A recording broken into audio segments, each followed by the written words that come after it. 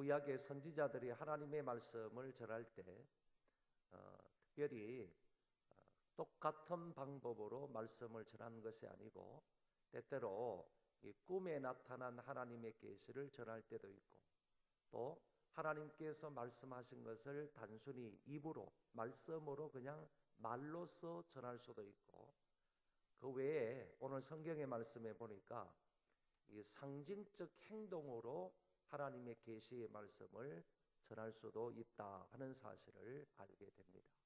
다시 말하면 보편적으로는 하나님께서 선지자들에게 계시를 해 주셨을 때 그 계시의 말씀을 입으로 말로 사람들에게 전달하는 형태가 보편적이고 보통 메시지를 전하는 그런 방법인데 오늘 우리가 읽은 여기 예레미야 13장의 말씀에 보면 그런 방법으로 하나님의 계시의 말씀을 청중들 이스라엘 백성들에게 전한 것이 아니고 선지자의 상징적인 액션을 통해서 상징적인 어떤 행동을 통하여서 하나님이 하시고자 하시는 그 메시지를 청중들에게 전하시더라라는 것입니다. 그래서 이것을 가리켜서 상징적 행동의 전달이다 이렇게 말하는데 오늘 본문의 말씀이 바로 그렇다라는 얘기입니다. 그런데 상징적 행동을 전할 때에는 선지자 자기 자신이 내가 이렇게 행동함으로 인해서 하나님의 메시지를 전하여야 되겠다. 자기 스스로 고안을 해내서 전달하는 것이 아니고 하나님의 계시에 따라서 그 행동을 하고 그 행동을 함으로 인하여서 하나님의 계시를 일반 청중들에게 전달한다는 사실입니다. 인간이 고안해 내 가지고 그런 행동을 하는 게 아니고 하나님께서 계시한 대로 행동함으로 말씀을 전하고 있다 이렇게 생각할 수가 있는 것입니다. 오늘 본문에 보시면 하나님께서 예레미야 선지자에게 이렇게 말합니다. 너는 시장에 가서 뱃띠를 하나 사서 그것을 내 허리에 차라 이렇게 말합니다. 차되 그 뱃띠를 물에 빨지는 말라 물에 적시지는 말라 이렇게 하나님이 말씀을 하셨습니다. 이 말씀을 따라서 선지자는 시장에 가가지고 배로 만든 허리띠 있잖아요. 뭐 가죽으로 만든 허리띠가 아니고 배로 만든 이 허리띠를 사가지고 자기 배에다가 찼습니다. 그러니까 하나님께서 말씀하신 대로 선지자는 영문도 모른 채 말씀하신 대로 그대로 행동을 하는 거예요. 그래서 하나님께서 말씀하신 대로 선지자가 뱃띠를 사다가 자기 배에 그것을 차고 물에 빨지 않은 상태로 그대로 있는 것입니다. 또 조금 지나니까 하나님께서 말씀하시기를 이제 네가 차고 있는 그 뱃띠를 가져다가 저 유브라데 강가에 가가지고 그것을 땅에 묻어라 이렇게 얘기를 하시는 겁니다. 역시 선지자는 하나님의 어떤 메시지 하나님의 어떤 의도가 있는지도 모르고 그냥 하나님이 명령하시니까 선지자는 자기가 차고 있는 그 뱃띠를 유브라데 강가에 가다가 묻는 것입니다. 여기에서 유브라데라는 이 말은 강이나 강가 이런 말은 전혀 나오지 않는 것을 볼 때 이 유브라데가 두 곳이 있는 것 같습니다. 예루살렘에서 얼마 떨어지지 않은 곳에 유브라데 성이 있었습니다. 그곳을 말하는지 아니면 예루살렘에서 멀리 떨어져 있는 저 아수르 지방에 있는 유브라데 강가를 말하는지 이 유브라데 강가는 적어도 예루살렘에서 600km 이상 떨어져 있는 곳입니다. 그래서 학자들의 견해는 그러면 가가지고 거기에다가 묻어라라고 했을 때 그 당시 뭐 교통편도 불편할 텐데 이 예레미야가 하나님의 말씀을 따라서 예루살렘에서 그 유브라데 먼 데까지 가가지고 이 뱃띠를 갖다가 묻어놓고 왔을 때 또 열흘 후에 또 하나님의 명령이 또 임하잖아요. 그런데 이런 것을 볼 때 그 먼 곳까지 갔다가 뱃띠를 심어놓고 그리고 또 다시 와가지고 다시 명령을 받아서 가가지고 뱃띠를 가져오고 이렇게 하려 그러면 이거는 좀 불가능한 일이 아니냐, 너무 머니까 불가능한 일이겠다, 이렇게 판단을 해서 대부분의 신학자들은 예루살렘 근방에 있는 유브라데 성을 말할 것이다, 이렇게 생각을 하는 것입니다. 어쨌든 이것이라고 생각을 하고 예레미야 선지자는 하나님의 명령을 따라서 자기가 차고 있는 그 배로 만든 띠를, 그 허리띠를 가져다가 유브라데 옆에다가 갖다가 바위 틈에다가 심었습니다. 그것을 묻어뒀습니다. 여러 날이 지났는데 또 하나님의 말씀이 임한 것입니다. 이제 가서 네가 묻어놓은 그 배띠를 파가지고 가져오라는 겁니다. 선지자는 또다시 그곳까지 가가지고 묻어놓았던 그 배띠를 파가지고 가져오려고 하니까 이 배띠가 배로 만든 띠이기 때문에 물로 인해서 다 썩었다, 이렇게 말합니다. 그래서 성한 배띠를 심어놨더니 습기나 그 다음에 몇 날에 있던 시간이 지남으로 인해서 그 배띠가 쓸모없는 썩은 띠가 되었다, 이렇게 말합니다.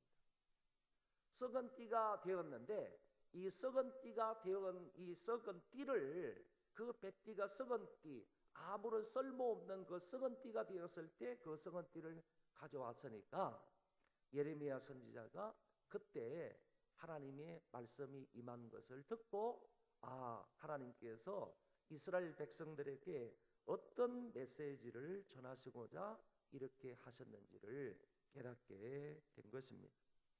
7절 말씀에 우선 보면 내가 유브라데로 가서 그 감추었던 곳을 파고 띠를 가져오니 띠가 썩어서 설 수 없게 되었더라. 설 수 있는 그 띠가 몇 달 며칠을 통하여서 결국에는 설 수 없는 썩은 띠가 되어버리고 말았다. 한낱 쓰레기에 불과한 것이 되고 말았고 오물에 불과한 그런 썩은 띠가 되고 말았다라는 것입니다. 하나님께서 이때 말씀하시기를 9절에 여호와께서 이와 같이 말씀하시니라. 내가 유다의 교만과 예루살렘의 큰 교만을 이같이 썩게 하리라 그랬습니다. 이 말씀이 있자 예레미야는 깨닫게 된 것입니다. 그리고 이 말씀이 있자 결국에 하나님께서 이와 같은 상징적 행동을 통해서 우리에게 주시고자 하시는 메시지가 무엇인지를 명확하게 밝혀지게 된 것입니다. 그것은 바로 유다가 이처럼 교만하다, 예루살렘이 이처럼 교만하다, 이스라엘 백성들이 이처럼 교만하다. 그래서 그 교만을 내가 꺾어서 쓸모없는 띠가 되게 하겠다. 결국에 쓸모없는 이 썩은 띠는 이스라엘의 교만을 말한다라고 해석할 수가 있다, 그런 얘기입니다. 과거에는 이스라엘이 하나님 앞에서도 쓸모있는 그런 민족이었습니다. 그리고 하나님의 일을 위해서도 쓸모있는 그런 배띠처럼 되었습니다. 그렇지만은 이제는 그런 배띠가 쓸모없는 썩은 띠가 되었다. 왜? 그 사람들의 교만 때문에, 큰 교만 때문에, 하나님 없이 자기 마음대로 살아가는 그런 교만 때문에 이스라엘이 이처럼 지금은 쓸모없는 띠처럼 되었다 하는 사실을 오늘 본문이 말씀해주고 있다, 그런 얘기입니다. 이처럼 이스라엘의 교만에 관해서 하나님이 좀 더 구체적으로 지적을 하시는데 그 교만이 어떤 모습으로 나타나느냐, 10절의 말씀을 보시면 이 악한 백성이 내 말 듣기를 거절하고 그 마음에 완악한 대로 행하여 다른 신들을 따라 그를 섬기며 그에게 절하니 그들이 이 띠가 설 수 없음 같이 되리라. 그러니까 이스라엘 민족이 이와 같은 쓸모없는 배띠가 될 수밖에 없었던 이유가 뭐냐? 두 가지를 말씀하고 있는데 그들의 완악한 마음 때문이다. 완악한 마음 때문에 하나님의 말씀을 듣지 않았다는 거예요.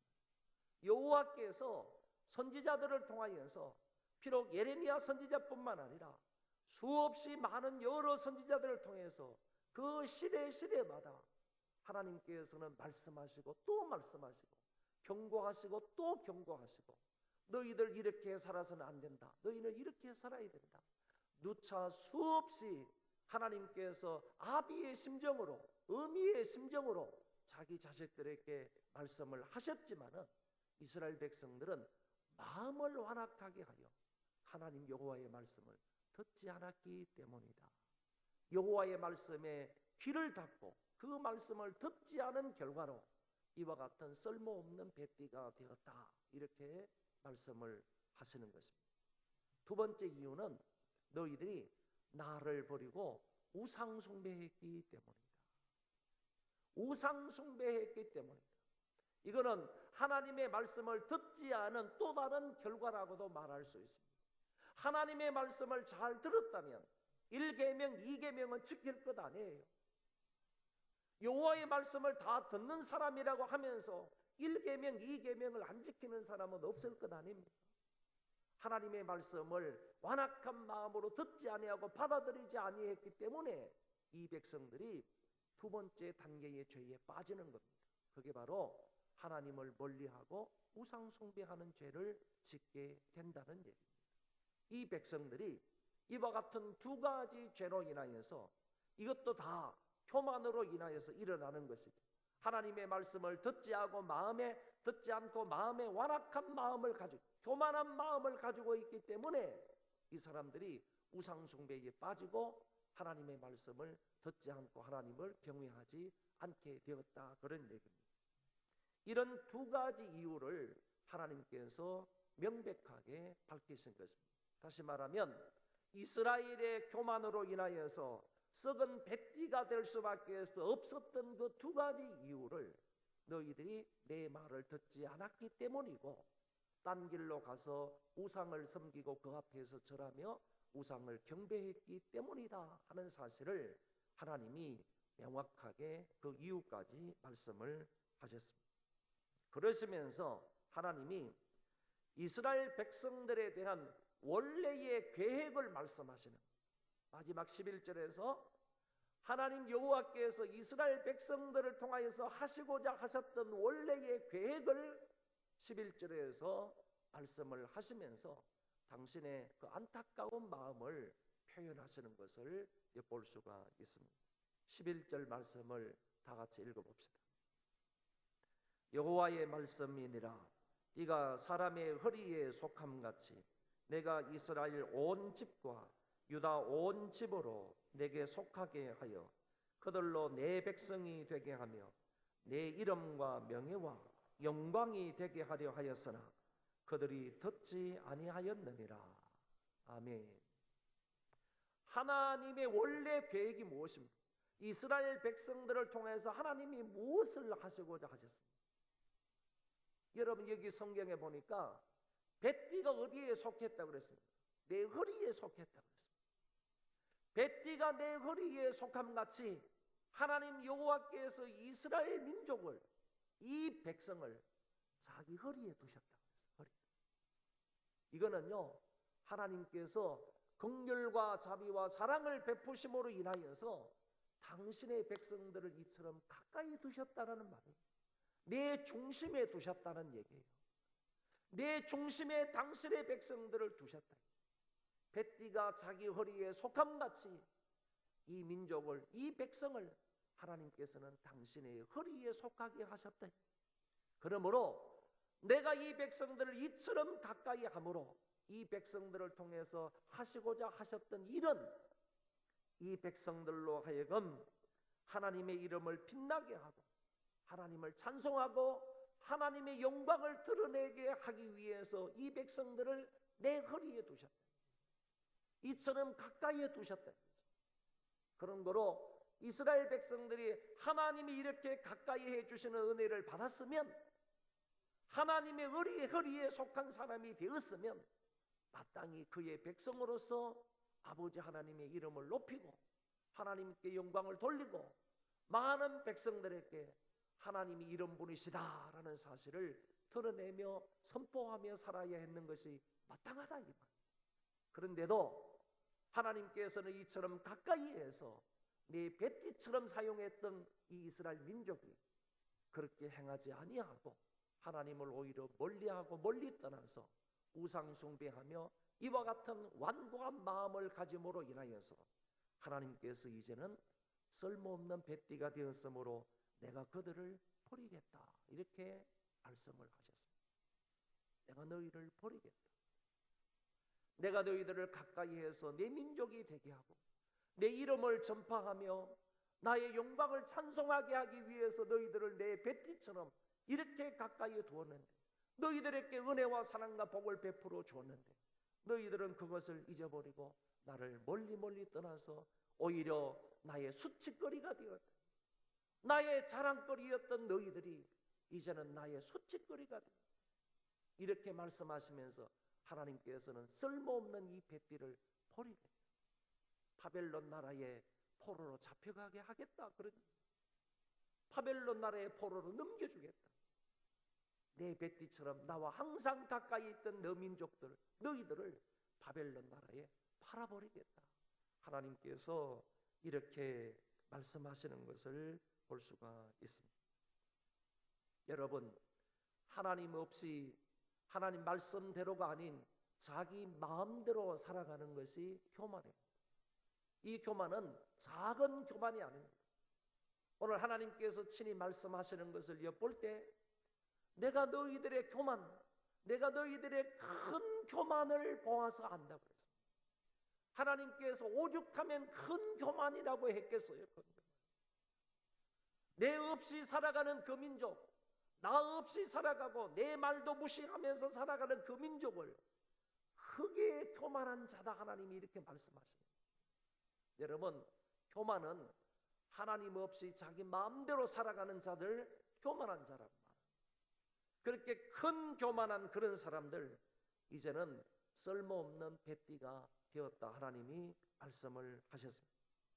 그동안 하나님께서 이 민족에게 베풀어 주셨던 은혜와 사랑과 복이 얼마나 큽니까? 정말로 독수리가 그 자기 새끼를 품에 안고 독수리가 자기 새끼를 등에 업고 키운 것처럼 하나님께서 이 민족을 그렇게 키우셨다고 하셨는데, 낮이면 낮에 밤에는 밤에 항상 하나님께서 눈동자와 같이 지키시고 이들을 좋은 길로 선한 길로 인도해 주신 그런 하나님인데, 필요하다면 먹을 것, 입을 것, 마실 것 모든 것을 다 제공해 주신 하나님 여호와이신데, 이 백성들은 하나님께서 베풀어 주신 과거의 은혜와 사랑과 복을 다 잊어버리고 말았습니다. 딴 데 가서 엉뚱하게 경배하고 있는 이 민족임을 볼 수가 있다, 그런 얘기입니다. 유다의 교만은 하나님의 말씀을 듣지 않고 자기 마음대로 살았던 것입니다. 이미 그들은 하나님의 말씀대로 살지 않다가 아수르에 의해서 멸망을 당한 북이스라엘을 두 눈으로 보고 목격을 했던 사람입니다. 북쪽 이스라엘의 교만에서 아수르 나라에 의해서 완전히 멸망한 사실을 남쪽 유다 사람들, 예루살렘 사람들은 그 북쪽 이스라엘의 멸망을 두 눈으로 목격을 했던 사람들, 그런 사람들이 또다시 자기들이 하나님 여호와를 버리고 교만하고 이제 쓸모없는 띠가 되고 버리는 그런 상황에 처하게 됐고, 하나님에 의해서 또다시 이 민족이 바벨론 나라로 팔려가는 그런 직전의 상황을 경험하게 되는 것입니다. 하나님이 보다 못해서 예레미야의 상징적 행동을 통하여서 저희들의 미래에 대해서 오늘 본문을 통해서 말씀을 하신 것입니다. 너희들은 지금 썩은 뱃띠가 되었다, 아무런 쓸모없는 이 민족이 되었음을 지적하시면서 내가 너희를 버리겠다, 이방인의 포로가 되게 할 것이다 하는 것을 말씀하고 있는 것입니다. 우리는 여기에서 배울 수 있는 것은 교만은 역시 패망의 선봉이라는 사실입니다. 조금 배웠다고 자고하지 마시기를 바랍니다. 남들보다 조금 가졌다고 남들을 업신여기지 않기를 바랍니다. 높은 자리에 있다고 그 자리에서 군림하는 자세로 살지 않기를 바랍니다. 잘 나간다고 남을 멸시하지 마시기 바랍니다. 잘났다고 못난 사람 무시하지 않기를 바랍니다.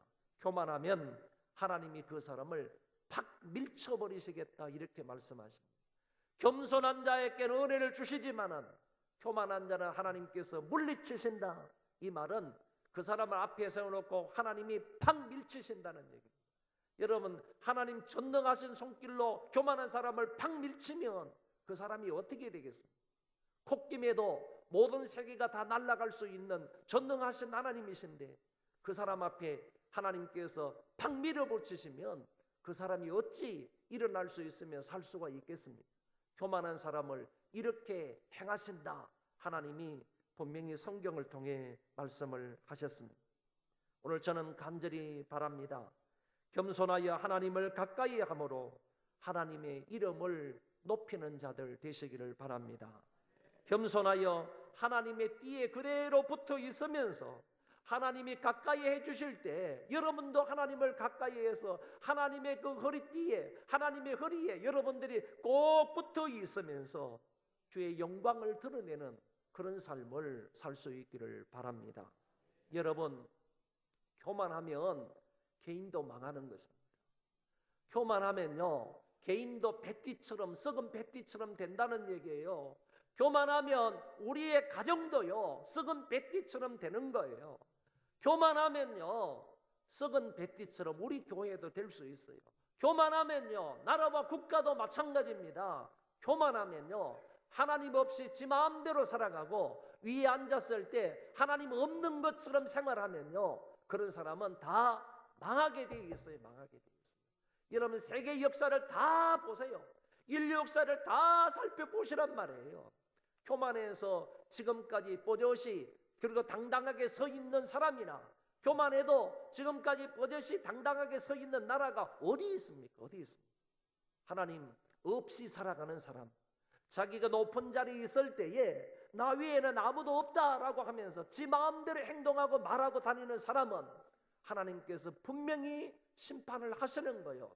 썩은 뱃띠처럼 만드신다는 얘기예요. 오늘 이 말씀을 저와 여러분은 명심하시고요, 썩은 뱃띠가 되지 않으려면 우리 마음속에 있는 교만을 제거해야 돼요. 악한 마음, 완고한 마음을 제거해야 한다 하는 사실을 깊이 명심할 수 있기를 바랍니다.